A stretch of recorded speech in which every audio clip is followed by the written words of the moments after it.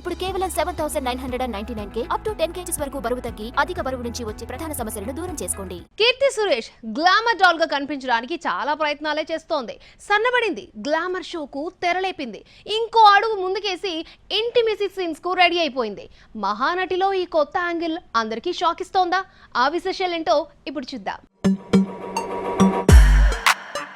కేరళ కుట్టి అనే పేరే గానీ ఎంచక్క 16 అణాల తెలుగు అమ్మాయిలా కీర్తి సురేష్ తెలుగు ఆడియన్స్ కు దగ్గరైంది.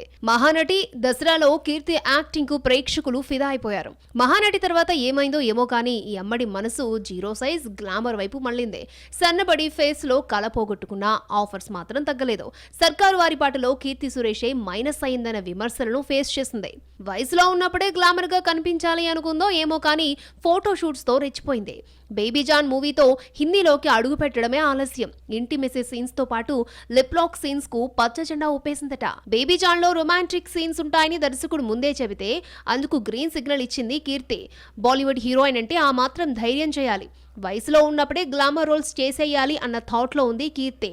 టిల్లు క్యూబ్ లో రాధిక క్యారెక్టర్ వచ్చినా అనుపమా పరమేశ్వరన్లా ఓకే చెప్పేసినా ఆశ్చర్యపోనక్కర్లేదు.